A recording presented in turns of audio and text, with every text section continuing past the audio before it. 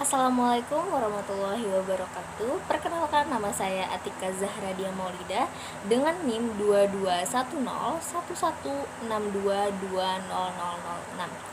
Nah, jadi kali ini saya akan mempresentasikan tentang membaca intensif.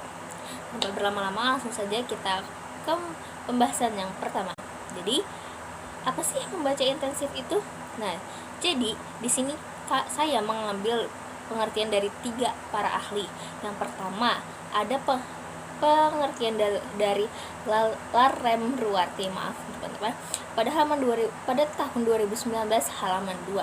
Nah, beliau menegaskan bahwa membaca intensif adalah jenis bacaan yang menuntut pembaca dengan penuh konsentrasi. Yang kedua, ada menurut Tarigan 1986 pada halaman 35. Beliau menegaskan bahwa membaca intensif memerlukan bacaan yang singkat. Selain itu, juga menuntut adanya pemahaman yang mendalam dan detail terhadap suatu bacaan.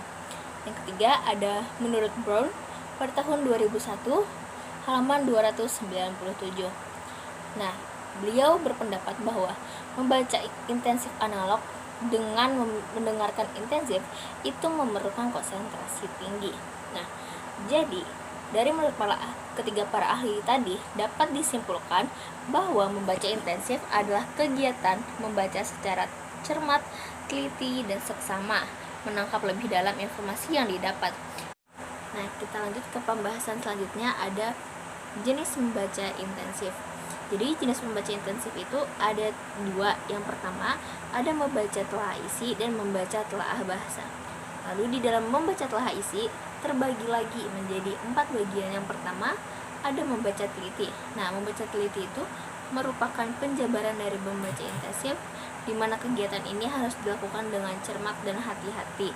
Nah, jadi maksud dari tujuan membaca teliti ini adalah untuk memberikan pemahaman rinci tentang ide-ide. Yang kedua, ada membaca pemahaman. Nah, jadi membaca pemahaman ini adalah kemampuan untuk memahami teks yang dibaca dengan baik dan mendalam. Maksud dari membaca pemahaman ini tidak hanya tentang mengenali kata, tetapi juga memahami dari konteks tersebut. Yang ketiga, ada membaca kritis. Nah, jadi membaca kritis dilakukan secara bijaksana, mendalam, analisis, dan evaluatif. Jadi tujuannya tidak hanya untuk mencari kesalahan saja. Yang keempat, ada membaca ide. Nah, jadi membaca ide ini adalah kegiatan yang bertujuan untuk mencari, mendapat, dan memanfaatkan ide tersebut.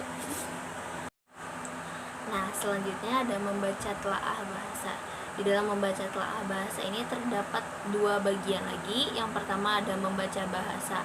Nah, membaca bahasa adalah kemampuan untuk menguraikan dan memahami tulisan atau teks dalam suatu bahasa tertentu, meliputi pengenalan huruf, kata-kata, tata bahasa, dan pemahaman terhadap makna teks. Yang kedua, ada membaca sastra.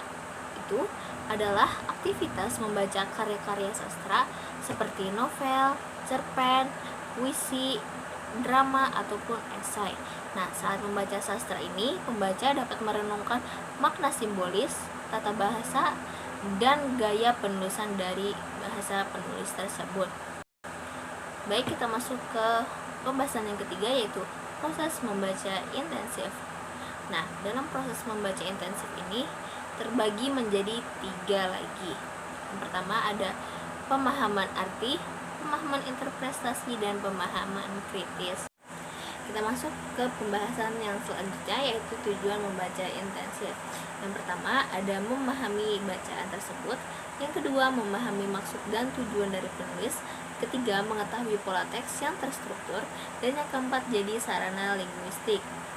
Kita masuk ke pembahasan yang terakhir, yaitu hal yang harus diperhatikan. Nah, yang pertama itu ada dengan membaca dengan jeli, ya teman-teman.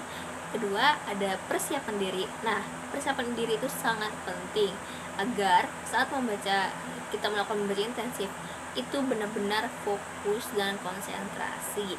Yang ketiga, ada mempertimbangkan referensi. Nah, referensi yang kalian dapatkan itu harus sudah dapat dipertanggungjawabkan. dan referensi tersebut sudah harus jelas seperti itu. Baik, sekian pemaparan materi dari saya. Terima kasih. Wabillahi taufiq wal hidayah. Wassalamualaikum warahmatullahi wabarakatuh.